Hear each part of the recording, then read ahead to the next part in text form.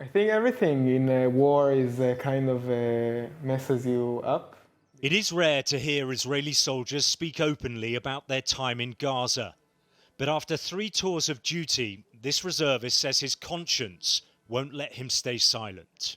Every commander can choose for himself what he does, so it's kind of like Wild West. And so some commanders can really decide to do war crimes and do bad things and like don't have very consequences of that. He agreed to talk on condition of anonymity, fearing he could be labelled a traitor or ostracised at home. These photos were taken while he was serving in Gaza, where he was stationed in the homes of displaced Palestinians. I think you can't be in this scenario for so long and not like normalize it and not like kind of you lose your mind and then killing is more and more normalized and you can't see the problem in it. He was first called up on October the 8th, the day after the Hamas terror attack. And it didn't take long before he had serious concerns about how the war was being fought.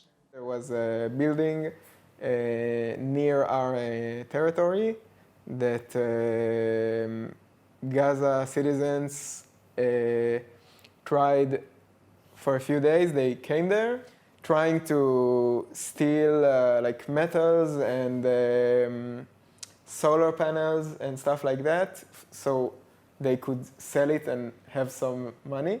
Like for sure there were no terrorists over there. But because it was like in the territory that they are not supposed to be in, and it also varied between days, but some days they decided to shoot them. During his deployments, he was stationed in what's known as the Netarim corridor, a key Israeli military zone created during the war that cuts across central Gaza, dividing the territory into north and south, giving the IDF greater control. They don't really talk to you about civilians that may come to your place. Like I was in the Netarim road, and they say, if someone comes to here, it means that he knows he shouldn't be there, and if he still comes, it means he's a terrorist.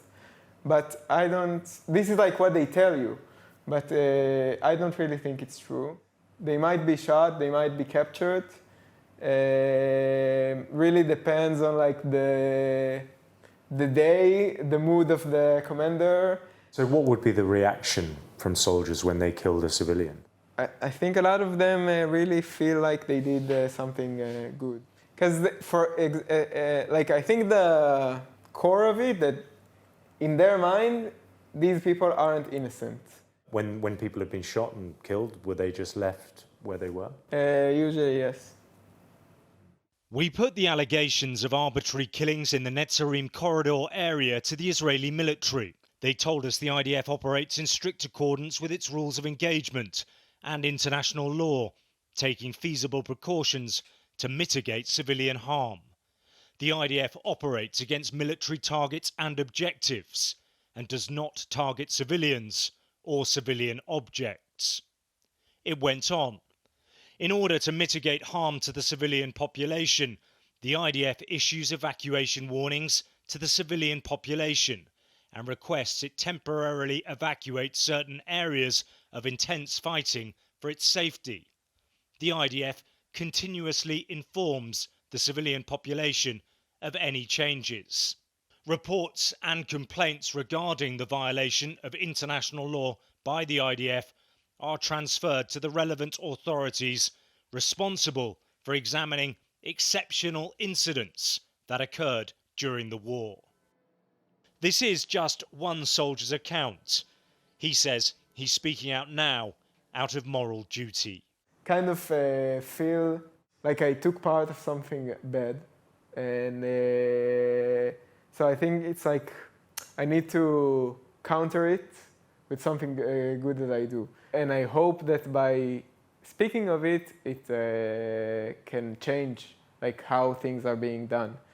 And I think a lot of people, if they knew exactly what's happening, they wouldn't it wouldn't go down very good for them, and they won't agree with it.